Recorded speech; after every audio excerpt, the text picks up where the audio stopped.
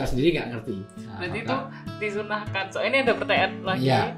Karena ayah bahas ini kan, kenapa kok harus dua jalan yang berbeda pas berangkat? Salah satu hikmahnya biar silaturahminya merata.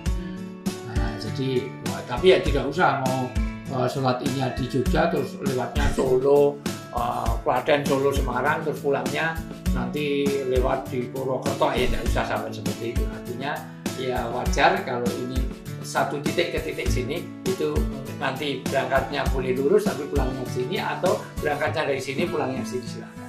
Artinya supaya rata di dalam sini.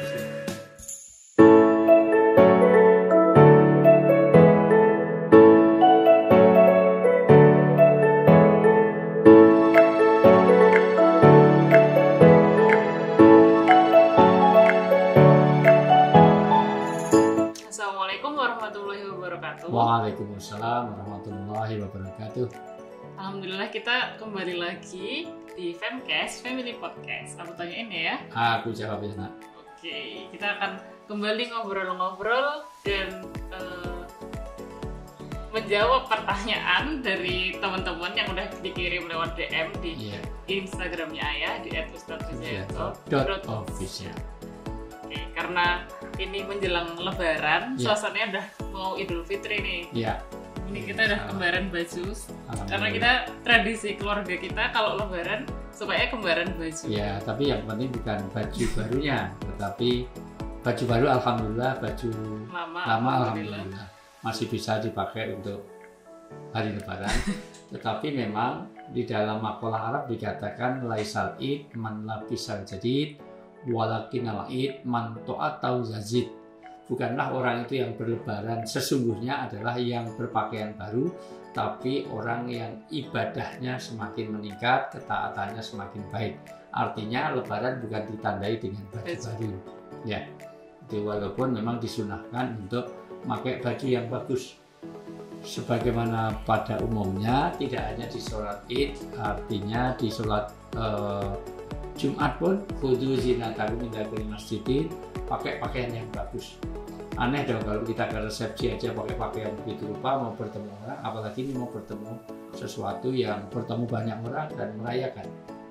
Dan di dalam Islam memang hari raya yang betul-betul dirayakan ya Idul Fitri, Idul Adha.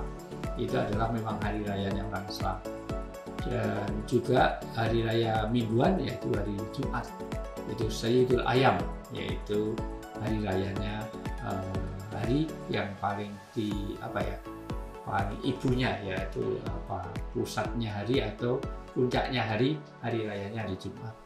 Makanya sunahkannya untuk mandi, bahkan pakai wangi-wangian untuk laki-laki, dan juga pokoknya pakai harum-haruman, pakai itu semuanya supaya dimakruhkan makan makanan yang berbau. Oke, kalau gitu karena ini suasananya udah mau hampir Lebaran nih, euforianya. Ini pertanyaan-pertanyaannya yang muncul tuh juga seputar Idul Fitri, Lebaran Idul Fitri, mulai dari takbiran, sholat Id dan lain-lain. Kita bahas dari pertanyaan pertama ya. Ustadz, bagaimana hukum takbiran di malam Idul Fitri? Apakah takbiran itu bid'ah dan dilarang? Apalagi sekarang ini kan setiap takbiran selalu dilakukan dengan takbir keliling. Ya. Pertama, takbiran itu memang tidak ada, yang ada takbir beneran. Nah, karena takbiran itu seolah-olah mainan kan, gitu, nggak sungguhan. Takbir itu disunahkan, bahkan diperintahkan ketika menyempurnakan puasa. Coba dibaca surat Al-Baqarah 185. Setelah kamu menyempurnakan bilangan puasa, menyempurnakan ibadah Ramadan, maka suruh mengagungkan Allah dengan bertakbir. Tidak hanya bertakbir, nanti disunahkan Rasulullah itu takbir, tahmid, tahlil gitu ya. Bulan Ramadan adalah bulan yang di dalamnya diturunkan Al-Quran sebagai petunjuk bagi manusia dan penjelasan-penjelasan mengenai petunjuk itu. Ya. Dan pembeda antara yang benar dan yang batil. Ya. Karena itu, siapa yang di antara kamu ada di bulan itu, maka berpuasalah. Dan siapa yang sakit atau dalam perjalanan dia tidak berpuasa, maka wajib menggantinya sebanyak hari yang ditinggalkannya itu pada hari-hari yang lain. Allah menghendaki kemudahan bagimu dan tidak menghendaki kesukaran bagimu. Ya. Hendaklah kamu mencukupkan bilangannya. Mencukupkan bilangannya, sempurnakan, kita puasa sampai kalau masih nanti ada hilal, ada hisab, kalau nggak 29 ya 30 hari, nanti dilihat, ikut aja pada ahlinya, apakah nanti 29 atau 30 hari, terus dan mengagungkan Allah atas dan mengagungkan Allah. Jadi setelah disempurnakan, mengagungkan Allah, yaitu bertakbir. Nah, ini memang di dalam surat Al-Baqarah 185 ini bicara tentang bagaimana kita bertakbir setelah puasa. Tetapi memang praktek Rasulullah adalah takbirnya adalah berangkat dari rumah menuju musola. Musola waktu itu adalah lapangan. Jadi kata-kata paginya. Ya, pagi menuju ke sana. Nah, sementara kalau ini sudah selesai, mau takbir, monggo saja, silahkan saja. Tetapi kalau takbiran keliling itu ada dua pendekatan. Pertama, kalau itu nanti terjadi ikhtilat, campur laki perempuan, jelas itu bukan itu. Kedua, kalau ada mengganggu lingkungan, mengganggu yang lain-lain, itu tidak disarankan. Tetapi kalau itu bagian dari syiar, dan itu ulama masih membolehkan. Karena memang perintahnya setelah selesai selesai menjalankan puasa, suruh bertakbir. Nah, bahkan di masjid-masjid kumandangkan, nggak apa-apa. Tidak hanya di dalam Ramadan, termasuk di Idul Adha. Idul Adha itu 3 hari tasyrik itu senantiasa menggaungkan takbir. Itu sangat ideal sebetulnya kalau di masjid-masjid setelah sholat ataupun di saat-saat di mana kita sedang penyembelihan kurban atau di malam Idul Fitri. Tapi sekarang pertanyaannya apakah takbiran dengan cara yang kadang-kadang yang jadi otokritik, jangan sampai kita takbiran malah lupa kewajiban.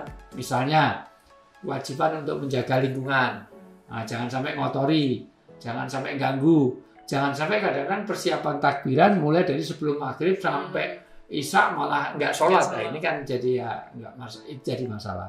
Tetapi kalau itu bagian dari syiar, apalagi kalau takbiran untuk menghibur sekaligus, mohon maaf, itu untuk bagi-bagi, memang bagus sekali untuk bagi-bagi rezeki. Nah, jadi pendekatannya adalah ada beda. Dari sisi syariat memang Rasulullah tidak pernah mencontohkan. Jadi malam takbiran keliling itu. Tetapi kalau itu bagian dari syiar dan tidak mensyariatkan seperti itu, bagian dari bagaimana orang itu untuk berbagi cara dakwah modern asal tidak melanggar syariat, ya silahkan saja. Ya, itu pada prinsipnya. Ya. Pertanyaan selanjutnya, Ustadz mohon penjelasan mengenai sunnah-sunnah yang dilakukan saat Hari Raya Idul Fitri. Kemudian bagaimana tata cara sholat Id yang benar? Ya, pertama sunnah dari sholat Id itu disunahkan untuk berwudu. Di dalam berwudu itu sebenarnya ada sunnah yang lain, dari mulai memotong kuku, mencukur kumis, merapikan kumis, bulu ketiak, termasuk bulu kemaluan, termasuk kepada membersihkan hidung dan yang lain-lain. Itu jadi menjaga kebersihan sampai ke situ. Sampai mandinya mandi janabah. Mandinya betul-betul mandi yang bukan sekedar hanya mandi bebek atau mandi tidak cukup dengan itu. Kemudian pakai pakaian yang baik, artinya yang bersih, yang suci. Kemudian disunahkan kalau Idul Fitri itu sarapan dulu. Jadi sarapan dulu. Tapi kalau Idul Adha itu beda. Sholat Id itu sarapannya setelah sholat Id. Ya. Kemudian beramai-ramai mendatangi musola atau tempat di mana dilakukannya Idul Fitri, walaupun sedang menstruasi diajak keluarganya untuk mendengarkan khutbah. Cuman waktu sholatnya nggak perlu ikut karena dia sedang berhalangan atau menstruasi.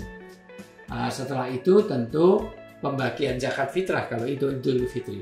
Itu bagaimana zakat fitrah itu dibagikan kepada orang-orang yang tidak mampu. Tapi sebetulnya kita menyerahkannya tidak boleh setelah sholat Id. Jadi penyerahan sholat Id zakat fitrah adalah sebelum didirikannya sholat Id. Nah, itu sunnahnya. Kemudian jangan sampai di saat itu ada orang miskin yang tidak bisa berbahagia dalam pengertian tidak cukup makanannya. Maka paling tidak karena memang awal puasa dimulai tidak makan tidak minum untuk Allah, diakhiri dengan zakat fitrah. Betapa pentingnya zakat fitrah itu untuk menunjukkan keseimbangan antara hablum minallah dan hablum minannas. Jadi disunahkan berangkat dan pulang dari jalan yang berbeda.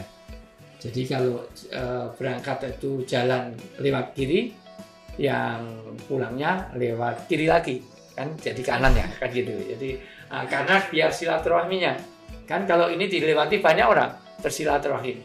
Karena di era milenial, era modern seperti ini kadang-kadang tetangga sebelah aja kita nggak kenal. Jangan-jangan sampai-sampai ini musim pandemi itu ternyata tetangganya habis kena corona, tinggal kita sendiri nggak ngerti. Jadi itu disunahkan. So ini ada pertanyaan lagi, ya. Karena ayah bahas ini kan kenapa kok harus dua jalan yang berbeda pas berangkat? Salah satu hikmahnya biar silaturahminya merata.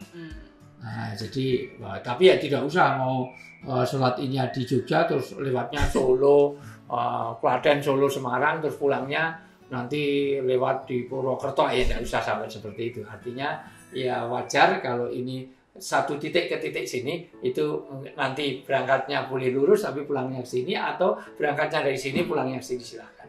Artinya supaya rata di dalam silaturahim. Itu salah satu hikmah, dan ya ini bukan alasan tetapi itu salah satu hikmah saja. Karena itu disunahkan. Kalau sudah sunnah di situ pasti ada kebaikan, di dalam sunnah itu ada keselamatan, di dalam sunnah itu ada kebahagiaan. Nah, jadi Rasulullah memerintahkan sesuatu pasti ada hal-hal yang baik untuk dunia dan akhirat kita. Okay. Terus tata cara sholat id yang benar? Ya, pertama adalah ya kita tunaikan sholat id, dan setelah sholat id 7 kali takbir, dan rakaat pertama 5 kali takbir. Kemudian memang surat panjang di pertama daripada surat-surat Al-Quran, daripada surat yang kedua. Kemudian dengarkan khutbah. Ingat, dengarkan khutbah adalah bagian dari sunnah. Jadi jangan sampai selesai sholat langsung lancing, salam langsung kencing. Nah, jadi jangan sampai salam langsung meninggalkan. Dengarkan khutbah sampai selesai, dan sangat indah untuk berbagi karena kenyataannya efektivitas untuk menggali dana umat untuk kepentingan sosial. Biasanya ada bawa uang yang terindah, bawa uang yang bagus untuk sedekah kita, untuk memberikan karena untuk kepentingan sosial. Artinya biasanya di situ ada penggalangan dana, entah itu kotak infak atau kenceng atau apapun, maka itu sangat keliling. Keliling, nggak apa-apa, itu baik-baik saja, dan itu bagian dari cara kita peduli kepada orang yang tidak mampu. Innamatun soluna watuzakuna waturhamuna fidawaikum. Berkah rezeki kita, kasih sayang Allah, pertolongan Allah dalam keluarga kita kalau kita peduli pada orang yang tidak mampu di antara kita. Dan tentu kalau suasana pandemi tetap jaga 5M. 1. Memakai masker. 2. Menjaga jarak. 3. Mencuci tangan pakai sabun dengan air mengalir. Berikutnya adalah mengkonsumsi makanan yang bergizi dan imunitas dengan benar, dan juga tetap memanjatkan doa. Nah, insya Allah dengan mengurangi mobilitas, dan ini pemerintah baik untuk mengurangi mudik, karena itu juga penyebaran, karena corona tidak kemana-mana, cuman manusialah yang menyebarkannya. Mungkin ini jadi lebaran kedua kalinya yang saat pandemi, nggak sama keluarga mungkin ya, bagi beberapa orang. Ini bagus juga kalau mengisolasi dalam pengertian beberapa kelompok-kelompok kecil saja, yang jelas itu zona-zona yang jelas. Jangan sampai ada kedatangan orang luar yang tidak jelas secara pandemi, karena tugas Islam ad-darur yuzal, jadi harus menghindari penyakit. Artinya tidak boleh la doror wala diror, tidak boleh orang itu mengenai penyakit, dan tidak boleh orang itu terkena penyakit. Nah, makanya kita tidak boleh merugikan, tidak boleh dirugikan. Demikian juga dalam konteks corona ini, Id di saat pandemi. Ya. Di edaran Tarjih Muhammadiyah pun juga seperti itu. Fatwa dari ulama NU juga sama. Artinya bagaimana kita tetap menjaga protokol kesehatan, dari mulai tarawehnya, dari mulai iktikafnya dan yang lain-lain, itu tetap kita pakai protokol kesehatan. Sampai nanti mungkin sholat id juga nunggu. Betul. Sholat id. Itu karena kita punya ulama yang kita sendiri bukan ahlinya, kita ikut fatwa ulama. Dan kenapa? Karena Mekah dan Madinah pun ulamanya jauh lebih benar daripada kita semua. Nah, mereka hafal Quran, hafal 7 kitab hadis, semuanya hafal. Jadi beliau insya Allah fatwanya lebih bisa kredibel, bisa dipercaya daripada fatwanya orang-orang di Indonesia. Ya. Oke, itu pertanyaan selanjutnya. Ustadz, di kampung saya ada 2 penyelenggara sholat id di masjid dan di lapangan. Ya. Sebaiknya saya sholat di mana Ustadz? Mohon penjelasannya. Dua-duanya oke saja, boleh saja. Karena memang di beberapa tempat itu biasanya teman-teman Muhammadiyah lebih kepada musola, yaitu di tanah lapang sebagaimana Rasulullah. Tapi bukan salah juga kalau mau di masjid, apalagi saat ada hujan segala macam, silahkan saja. Dua-duanya boleh. Nggak ada yang lebih gimana? Iya, bahkan kalau memang nggak memungkinkan di halaman rumah karena memang saat pandemi, monggo silahkan. Jadi ini juga perlu di ini lagi karena ini kan lagi pandemi, jadi nanti mungkin gimana menurut peraturannya dari pemerintah? Ya, pemerintah dan fatwa MUI ya. Nanti kita lihat fatwa Majelis Ulama Indonesia dan pemerintah itu jauh lebih aman daripada kita bikin fatwa sendiri. Dalam kapasitas apa? Kita surat aja hafalnya cuma trikul, itu hadis saja cuma inamal amal biniat, yang lain nggak ngerti, ya jangan terlalu membuat fatwa sendiri. Nah, jadi idza wusdal amru ila ghairihi fangtadiru sa'ah. Kalau sesuatu urusan diserahkan bukan pada ahlinya, nanti malah hancur, kacau, ya. Jangan bikin fatwa-fatwa sendiri, kita ikut pada orang yang lebih dobit, orang yang lebih tahu dalam urusan agama. Demikian juga kita ke dokter. Ke dokter kita nggak perlu bikin resep sendiri. Insya Allah dokter spesialis, dia kuliahnya lama untuk itu dan dia paham. Nah, maka kita ngikut saja, bukan berarti taklid, karena kepada ahlinya boleh. Ya. Pertanyaan selanjutnya, Ustadz, mengenai ucapan as-sholatul jami'ah rahimakumullah, apakah diperbolehkan mengucapkannya untuk menandakan dimulainya sholat id? Boleh diucapkan, boleh tidak. Karena itu bukan dari syarat wajib dan sahnya. Kalau pakai bahasa Indonesia pun boleh. Tolong lurus kan soft gitu. Kalau masa umum sawu sufufakum fi shalah, luruskan dan rapatkan. Tapi dalam konteks pandemi paling tidak lurus supaya rapi itu semuanya. Ya, harusnya lurus dan rapatkan sholat. Dan itu selalu dilakukan setiap sholat, tidak hanya sholat id. Nah, jadi sholat harian di Masjid Nabawi, di Masjid Makkah Al-Mukarramah, selalu imam sebelum memulai itu melihat barisan, meluruskan. Bahkan kalau zaman Rasulullah tidak aja lurus rapat, dilihat siapa yang nggak hadir supaya kita tahu kenapa dia nggak hadir, mungkin sakit, mungkin apa segala macam. Ya. Itu.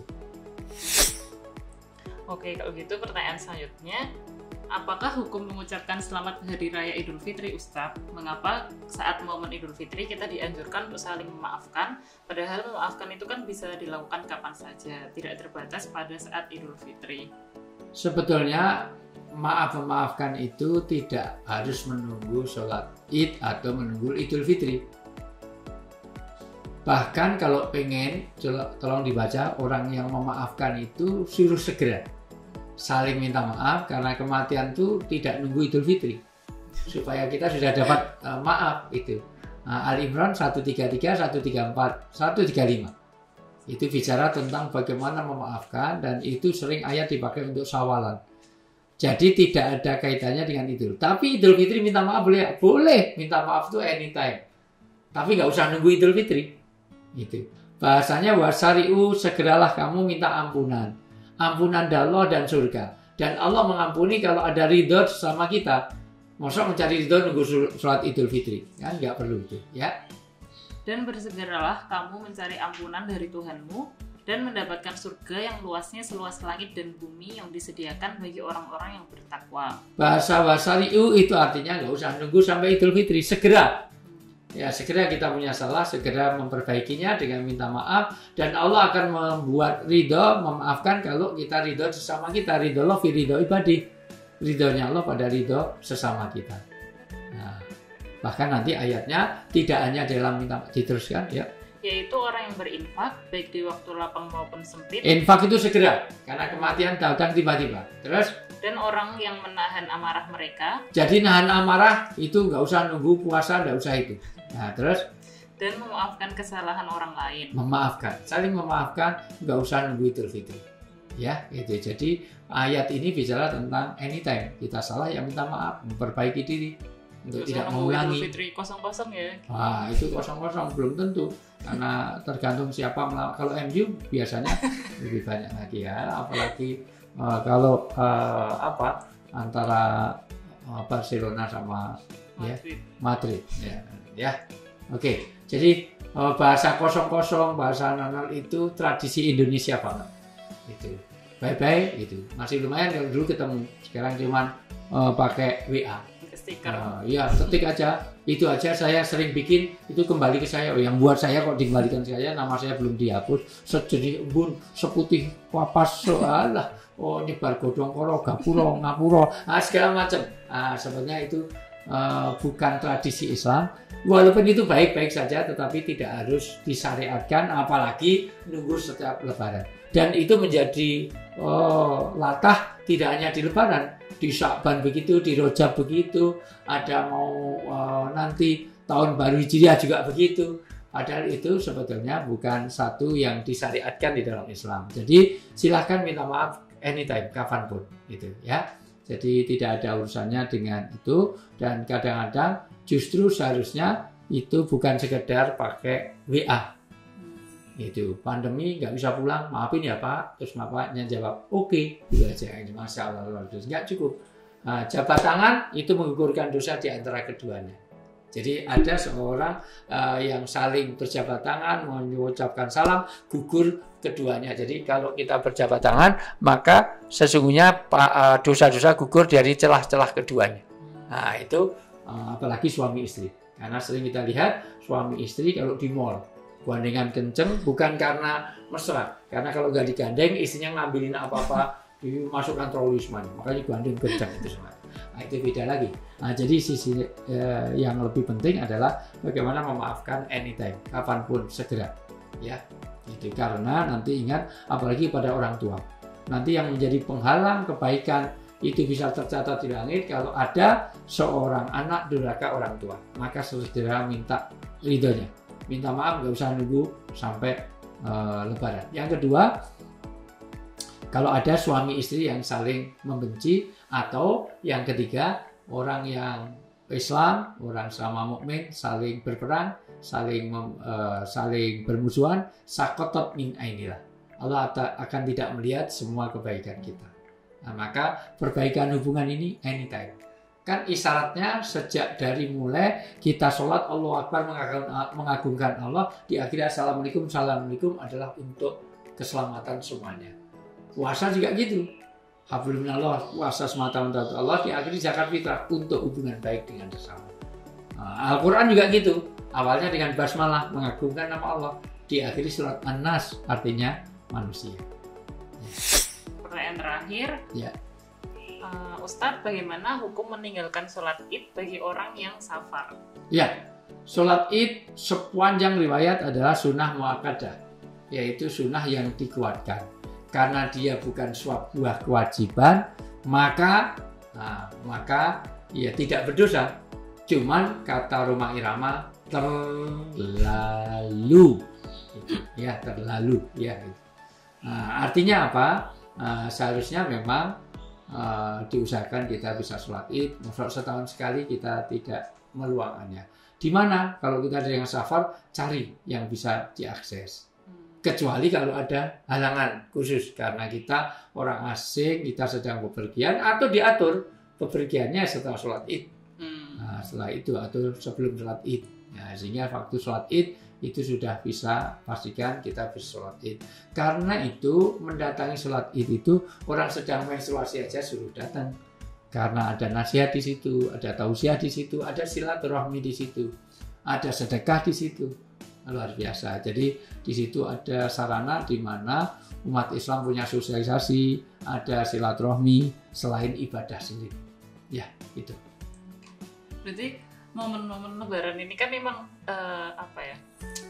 kental dengan momen kebersamaan gitu. Betul, ya. Betul. Karena saling maafkan, terus apalagi tadi itu saling silaturahmi, saling peduli pada orang lain, dan itu suasana Aidil Fitri. Aid itu kembali. ucapan Rasulullah dan sahabat yang ditemukan dalam hadis yang sahih adalah taqabbalallahu minna wa minkum. Ucapan minal aidin wal faizin itu sebetulnya di dalam hadisnya ucapan ketika pulang perang. Nah, kamu perang dalam keadaan menang atau menang kamu digugur sebagai syahid. Nah, tapi di sini dikiaskan seolah-olah puasa itu perang, memerangi nafsu. Tidur melulu kok memerangi nafsu kapan? Ya itu. Jadi ucapan itu sebetulnya taqabbal minna wa minkum, mau disambung dengan taqabbal ya karim silahkan juga. Tetapi sebenarnya sahabat biasa mengucapkannya itu. Bahwa ada minal aidin wal faizin, mohon maaf lahir dan batin. Seolah-olah minal aidin wal faizin artinya mohon maaf lahir dan batin. Padahal nggak ada hubungannya. Kamu minal aidin dulu. Nah, apa itu minal aidin? Minta maaf lah, itu seolah-olah bahasa Arab ini nggak ada artinya. Banyak hal-hal yang kaitannya ini. Bahkan keseharian jamaah itu artinya satu, artinya banyak jamaah. Tapi kalau kita umroh haji, kita kehilangan jamaah padahal yang hilang satu. Nah, itu juga banyak hal-hal yang salah secara bahasa, tapi ya nggak apa-apa. Nah, sama dengan semoga arwahnya. Arwah itu jamak dari ruh. Kalau yang meninggal satu, ya semoga ruhnya, arwahnya apa satu orang, jadi ruhnya banyak kan enggak. Nah, tapi sudah nggak usah diperdebatkan itu. Ya kesepakatan di sini begitulah. Ya.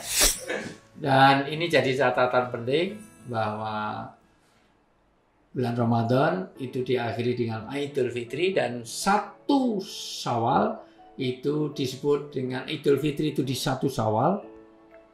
Idul Fitri ada yang mengatakan Id itu artinya perayaan, jelas.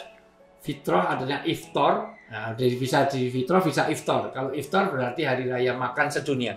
Maka saat itu tidak boleh berpuasa.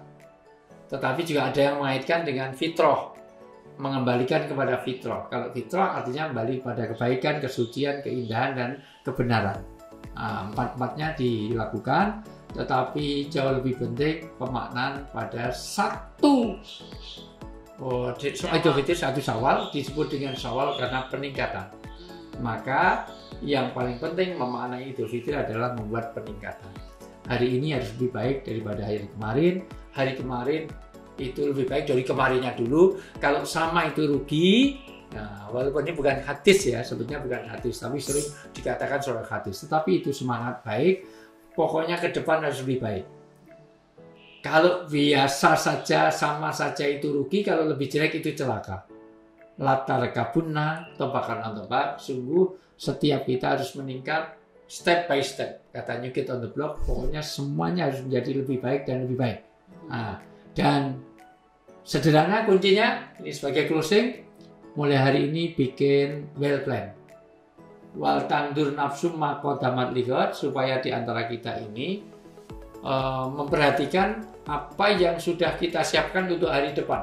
Hari akan datang itu utamanya akhirat, juga di dunia ini. Maka semua orang harus punya investasi untuk dunia dan akhirat. Nah, maka mohon maaf jangan sampai kita lupa kepada sesuatu yang akan kita petik nanti di akhirat atau di hari-hari yang akan datang. Maka kuncinya hanya 2. Tulis apa saja yang akan dikerjakan di tahun depan, bikin resolusi kita, tahun depan saya mau apa, saya mau apa, saya sedekah, saya hafal dengan Quran segala macam. Tulis apa saja yang akan dikerjakan. Yang kedua, kerjakan apa saja yang sudah kita tulis. Insya Allah itu kunci kesuksesan kita dunia dan akhirat. Insya Allah dunia akhirat, dunia kita dapatkan, akhirat kita bahagia, bertemu, reuni di surga. Sekali lagi, tulis apa saja yang akan dikerjakan dan kerjakan apa saja yang sudah ditulis. Itulah resolusi setelah bulan Syawal nanti.